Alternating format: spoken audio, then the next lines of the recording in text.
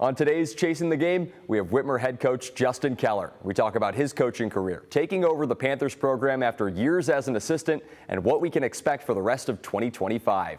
Chasing the Game starts right now.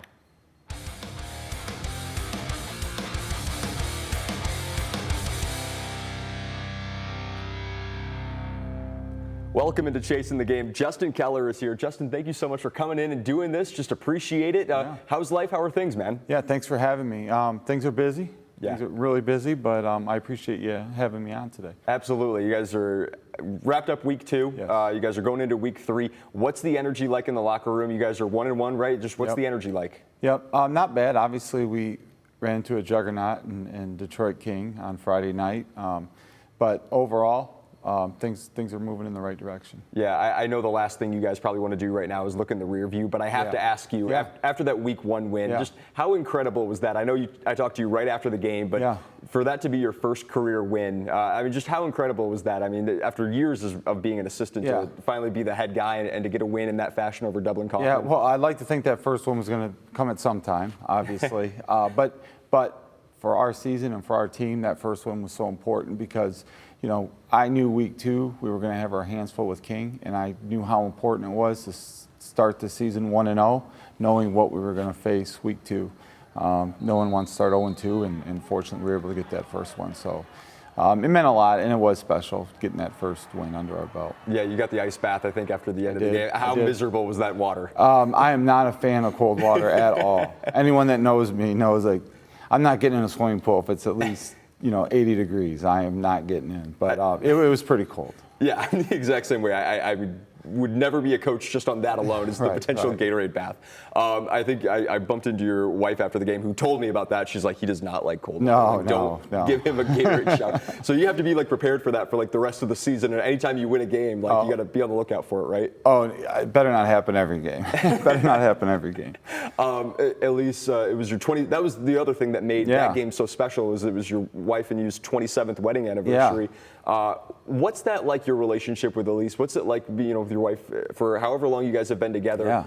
Just what's that relationship like? 27 years, no, it's been awesome. And, this wasn't the first opening day. We've had our anniversary fall on that date. And, as soon as I got the job and was looking at the schedule, we knew for a while now that was going to happen. But, no, she's been awesome. And, the other thing that was really cool is, it's been well documented. Last year I spent the year in the radio booth. Well, my son Riley took my seat as the color commentator on the radio for Whitmer Radio too. That so he was broadcasting his first game and got to broadcast that first win. So that made it a little extra special too. How cool is that? Just sort of it's like a family affair for you guys. Obviously, you've been a coach for a long time when your kids were coming up. Just what's that like, having this kind of close family unit that you guys have had with Whitmer football? Yeah, and then my youngest son Bryce too. He's playing at Adrian right now, and they didn't start camp until I want to say the 14th. So he spent a lot of our summer practice days and all of our two-a-days out on the field helping out too. So it's come full circle now.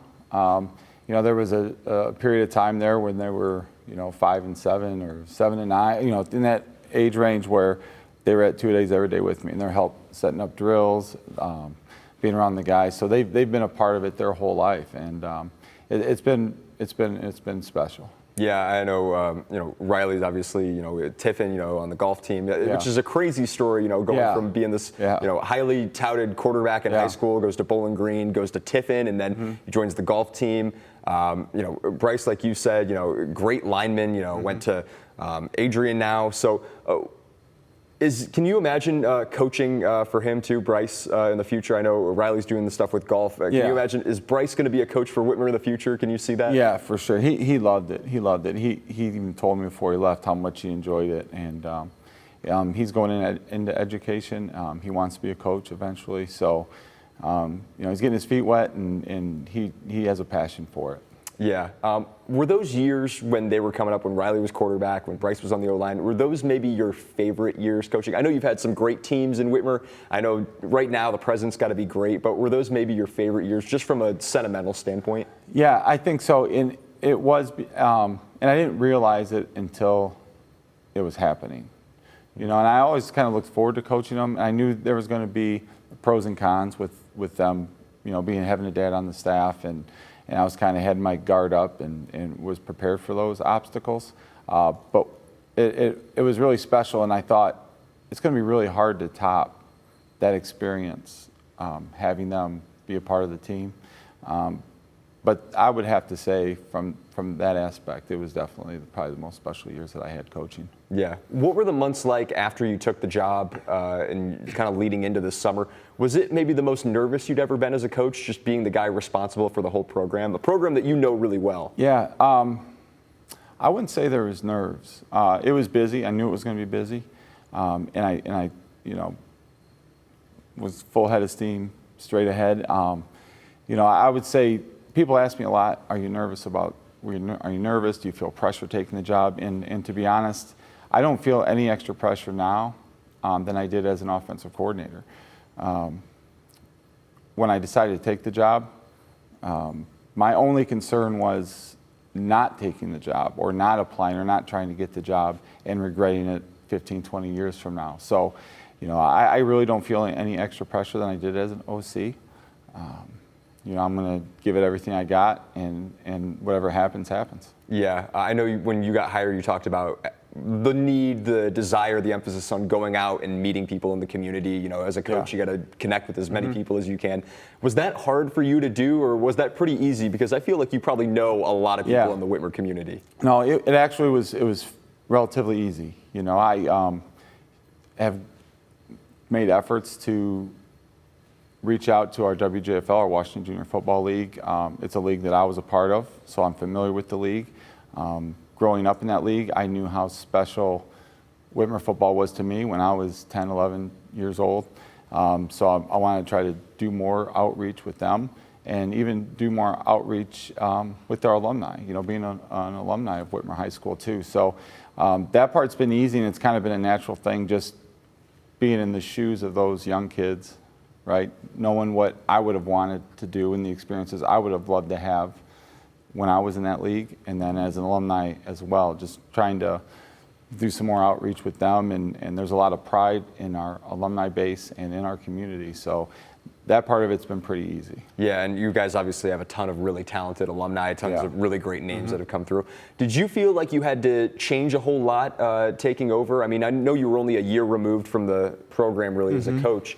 Was much really needed to change, or was it just sort of like keeping the ship rolling? And how'd you sort of look at it? No, I think there wasn't a lot of changes that needed to be made. The only changes that needed to really be made was just the players getting adjusted and adapting to my coaching style, and that's been a challenge at times itself. But other than that, as far as our practice schedule, most of our staff. It's been relatively easy. Yeah, as the offensive identity changed, I mean, obviously a lot of those guys but like Brady Ford is gone, Carter Lowe on the offensive line is gone. You still have a ton of really talented pieces. Do you feel like it's changed a lot in the last year? Maybe a little bit, but the philosophy hasn't changed. And I was always a big proponent, and we have to find an offense and even defense that fits our personnel best. And sometimes that may lend itself to throwing the ball a little bit more, running the ball a little bit more, playing with two tight ends, playing with two running backs. So you have that philosophy to where you have to fit the style of offense that fits your personnel, right? You can't force kids to do something that they're not comfortable doing or if they're not physically capable of doing. And you want to put them in a position to be successful. Yeah, and obviously you guys have a ton of really talented guys on the ground. We saw Jamon Holmes in week 1. I mean, a breakout star for him. Joey Morales, you guys, Isaiah Hayward, another really quick kid, committed to BGSU, I think. What's it like having all those pieces on your offense? I think a lot of teams would like to have, just those 3 guys alone, but all the guys that you have. Yeah, the challenge is, again, trying to put them in a position to be successful. And, quite honestly, we got a lot of talented kids on the ball, on offense side of the ball. Let's try to keep those guys happy too. These are really good athletes, right? And they all deserve touches. Right, you got to get everybody their touches. Yeah, and they deserve it, and they've earned that right. So, to try to balance that on top of it sometimes can be a challenge. Yeah, Carter Bourne, I think, is sophomore quarterback for you guys. What's he like? What's it like having a sophomore lead the offense after having Brady Ford for however many years? Yeah, it's not the first time. Carter is an exceptional talent, and he has a love and a passion for football, and he wants to be great. He's a student of the game. Tyler Bitts, our quarterback coach, does a phenomenal job with him and all of our quarterbacks. But he's a unique kid in that he's not the biggest kid, and he has some growing left to do. But he's got a little moxie to him.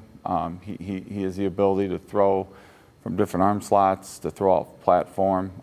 He has a unique ability to move the pocket and slide in the pocket when he needs to and keep his eyes downfield. And that's something that's really, you don't really, it's hard to coach and teach that. It's something you either have or you don't.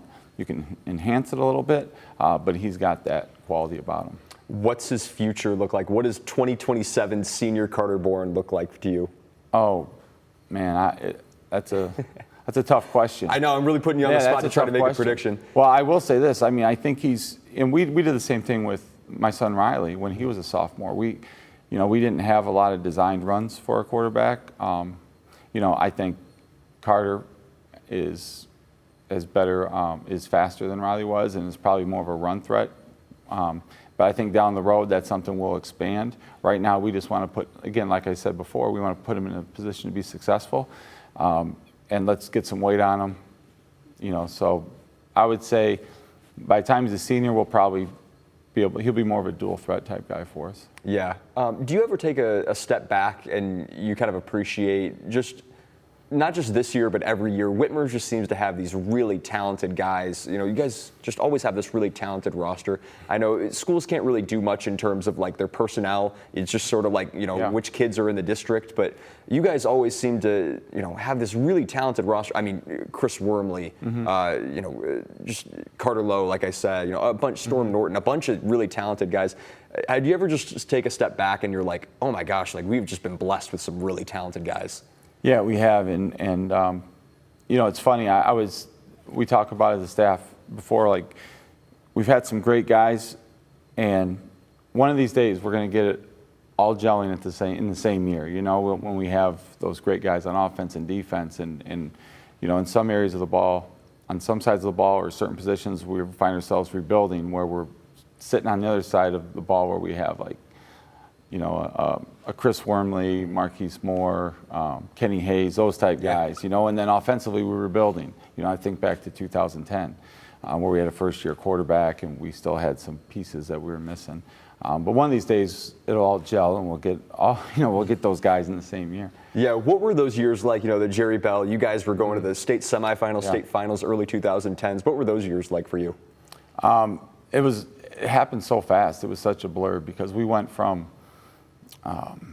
even in 2009, I think we were 5-5, and then next thing you know, we're off and running. In 10 and 11, we made it to the state semis. In 2012, we made it to the state finals, and the expectations and the pressure to win at Whitmer all of a sudden went from let's make the playoffs and maybe win a playoff game to it's state semis or bust. And so it really increased the expectations and and a good pressure, right? But the pressure to win.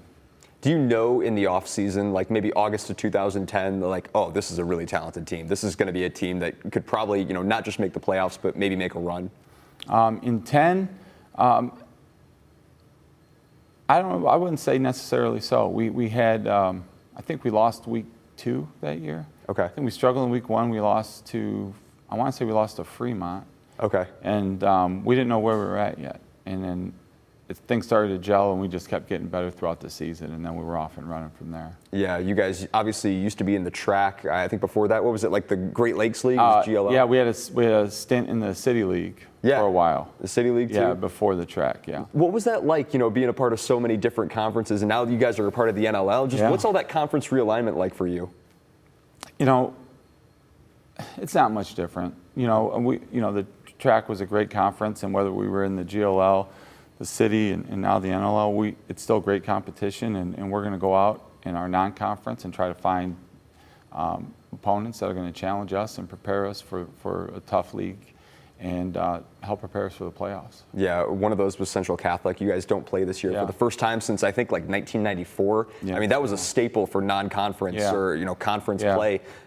Is that weird just not having them on the schedule this year? I'll be honest. I think taking a year off last year, I'm talking personally, not coaching last year, and then just going into it, like I haven't had time to think about it. I do get that question a lot about not playing Central this year, but I haven't had time to process that. Yeah, you guys obviously, again, playing a tough competitive division, Buckeye, Anthony Wayne, Perrysburg. Sure. Just what's that like kind of playing against those guys every week now? Do you feel like you kind of have a sense of, okay, we kind of settled into this conference, we know what to expect every week? Yeah, we do, and it is a tough league, and our philosophy is we just have to worry about one day at a time, and we got to worry about just getting better, and we know who the teams are that we have to beat in order to win the league, and we don't spend a lot of time talking about those teams. The focus needs to be on us, and we just need to continue to work to get one day better. Absolutely. All right, Justin Keller, I appreciate the time so much. Good luck to you guys the rest of the season. Thank you. I appreciate it. Absolutely.